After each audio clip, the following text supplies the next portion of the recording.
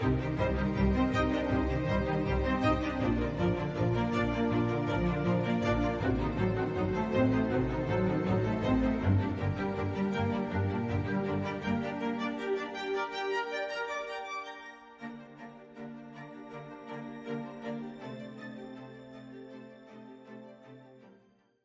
evening and welcome to the Digital Excellence Pharma Academy, as we call it DEPA, a joint initiative of CredoWeb and Medicine Man.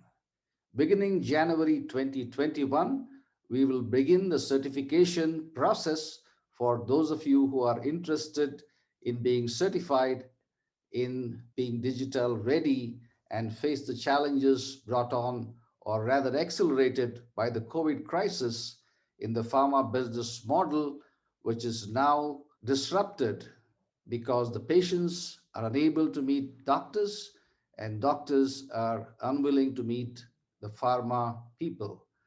So that leaves us with several options like physical only, as many companies are persisting with it, or with many who are doing a combination or phygital, a combination of face-to-face interactions and a few digital vanity, as Manish Bajaj put it in his webinar, which is available for you to view it. The third model, a hybrid model, which is the digital transformation in the right sense, or rather a digital evolution where you will begin to experiment and try and gain competence over a period of time till you are able to bring about a digital transformation of your marketing efforts.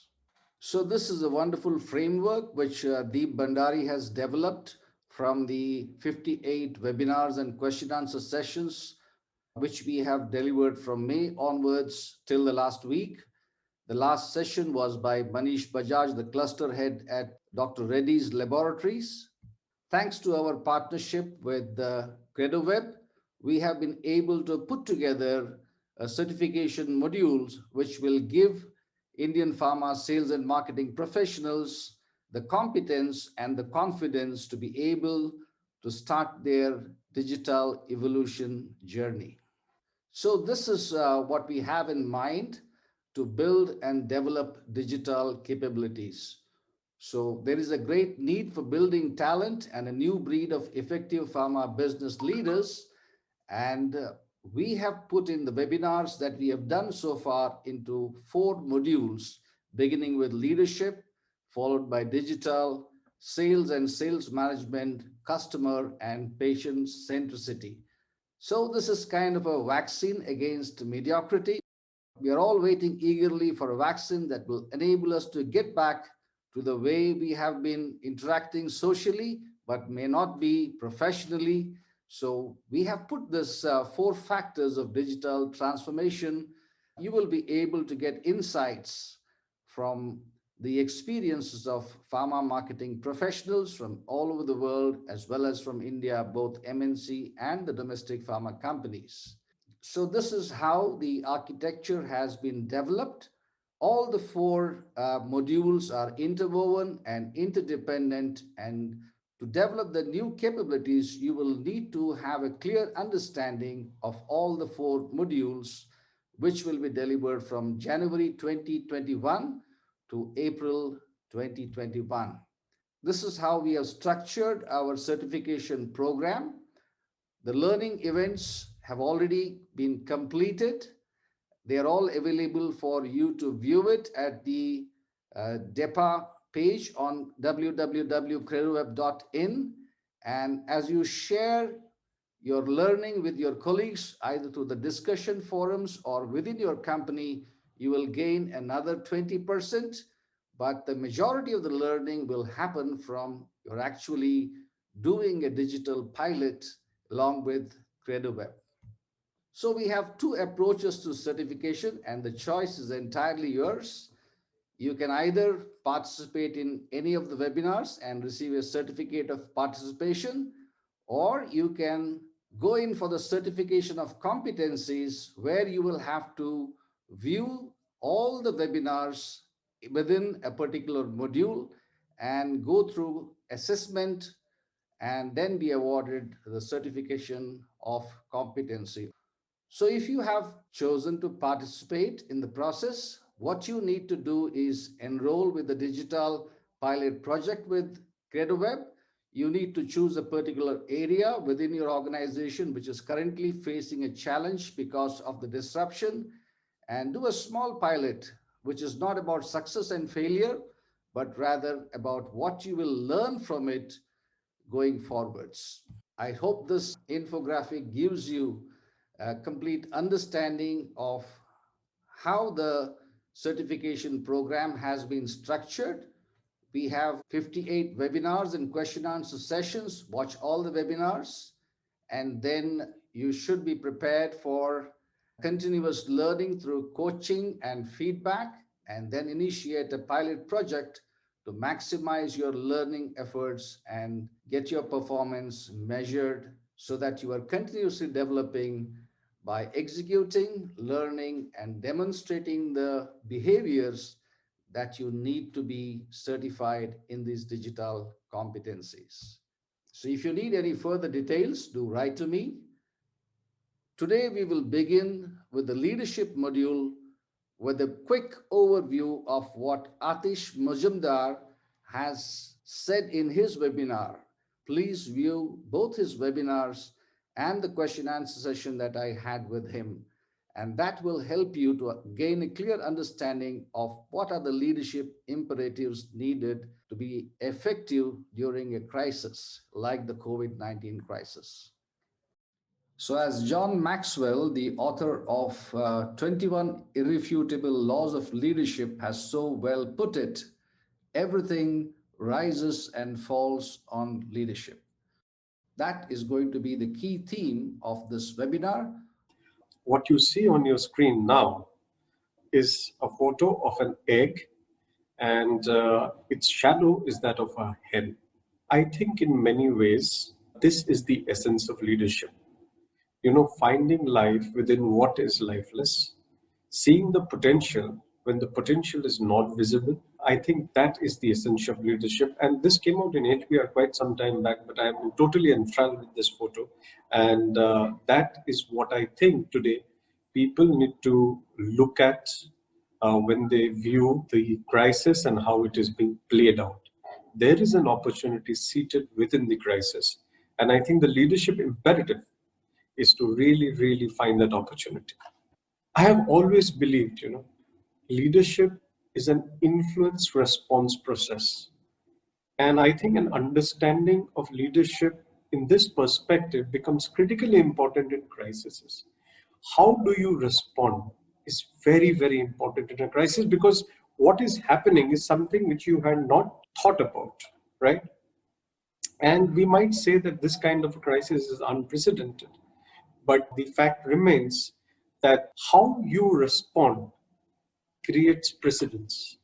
See, if you look at it, the video cassette recorder, it went out of business because of streaming happening.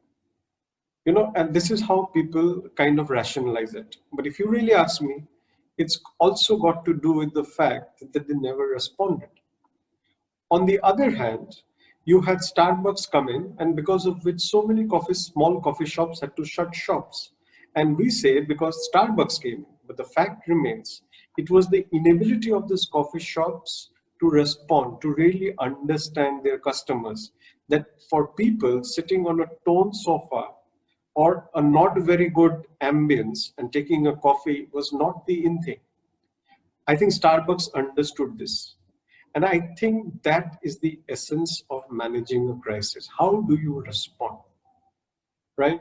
And today, I think that is the imperative of organizations across sectors, across industry. If there are certain people winning, it's only got to do with the fact that they're responding much better.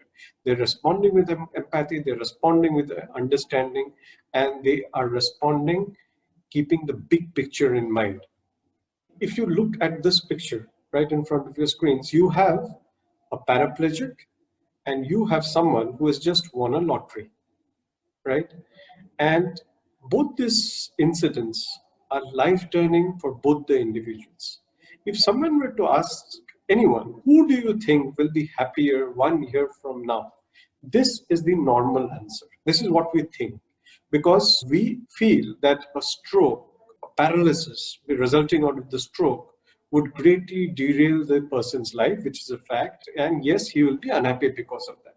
Whereas a lottery owner with so much money is going to be so happy. But the fact is, and the reality is, when this was studied, it was found that the lottery winner was marginally, literally statistically insignificant, happier than the paraplegic. Right? And this was published in the HBR in 2004.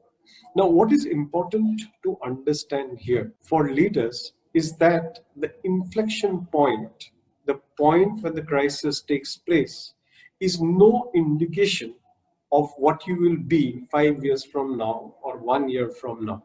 What is important to understand here, you have to synthesize happiness, right?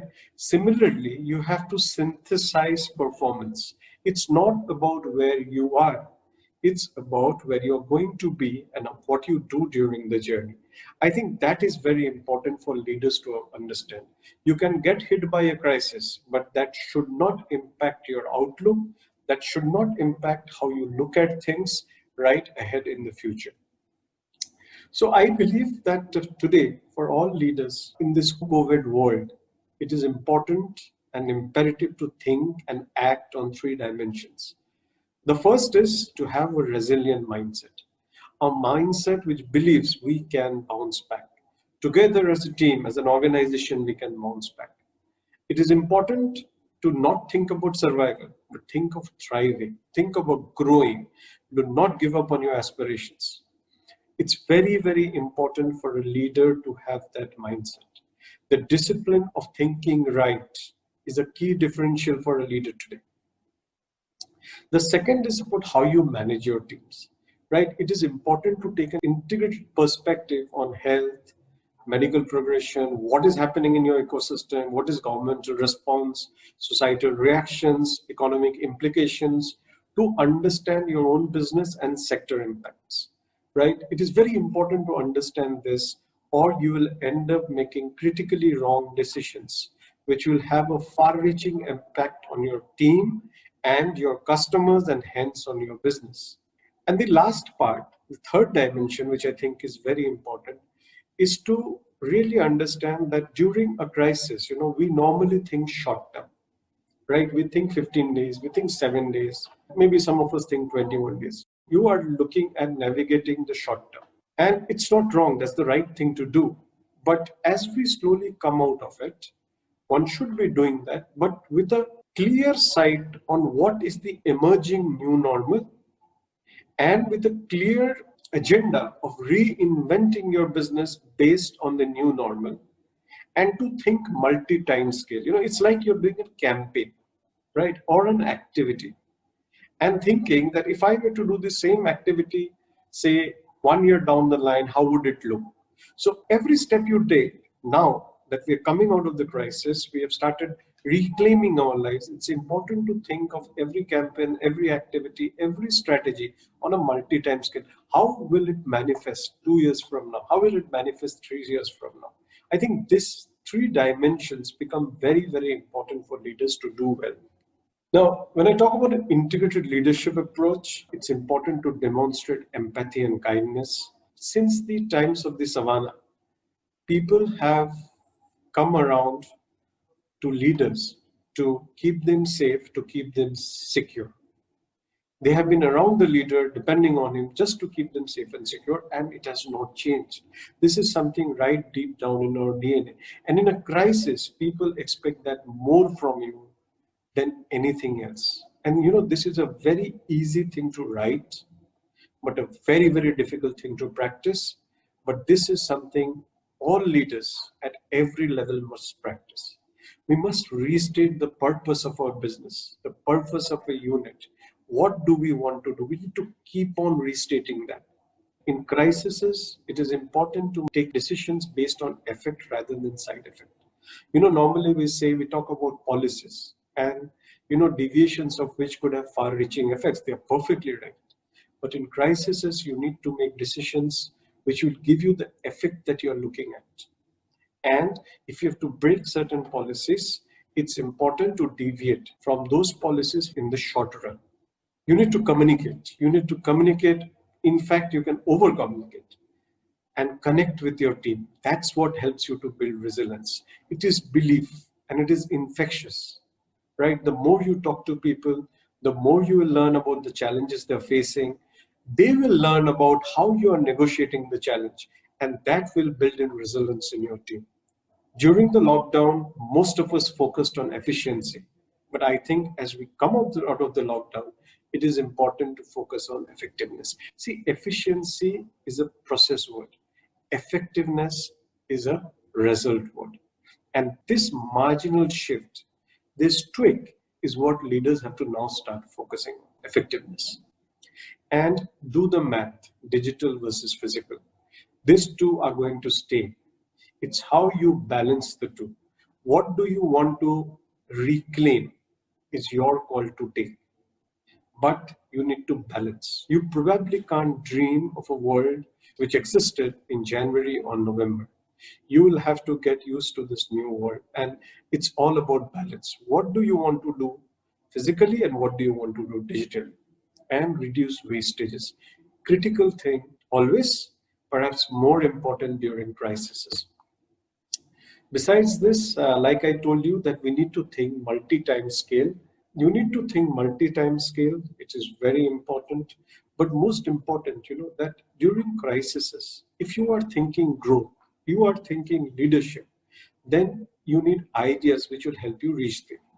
And this big idea, it's very, very important to get it right, right?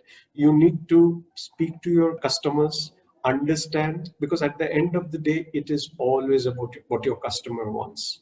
So check your big idea with the customer, filter it through the customer. And if you have got it right, then decide where do you want to go. Once you decide that, work on your strategy, then plan. The strategy must happen before the planning, because strategy talks about where you want to finish, whereas planning talks about what do you want to do and how do you want to do. Once this is done, communicate, then execute. We all do this in a normal day-to-day life. And then as you go along, see, always understand in crisis, people tend to think about themselves. So what happens? You normally tend to forget about competition. You pretend as if what you are doing is everything. But competition exists even in crises. Your competitors are there. They are trying to make the best out of the situation. You need to have that kind of respect and understand they are not static. They're doing something, right? And so you must keep on learning from your own strategy and from your competitors and put it right back into the big idea. It's important to close the loop, because in crises, the real-time situation keeps on changing. And you need to change your big idea with the feedback that you're getting while you are executing your strategy. If you're very fixated on your big idea and you cannot close the loop, you probably cannot be successful. And as we come out of this crisis, it's important to extrapolate this to a multi-time scale. This, I think, what leaders should be doing. Just to sum up, I think the first and most important thing for a leader is to think about himself, think about his own mind. How is it working, right? Is the hunger still there? Because only when all this is there, and only when you believe, will you be able to communicate to your team members, you'll be able to touch your team members, because the morale of the team is the most important thing for any organization. I firmly believe this. I believe at the center of the idea of an organization is not product, not processes, it is people. It always was, it always is going to be like that. And so, if you have to get the morale up, it is always important to act with empathy, with understanding, and to connect with your team. And once you have done that, you also need to have strategies, ideas, which you will drive, which will help you to beat the market and to satisfy your customers. This is what I think is the leadership imperative for organizations across segments.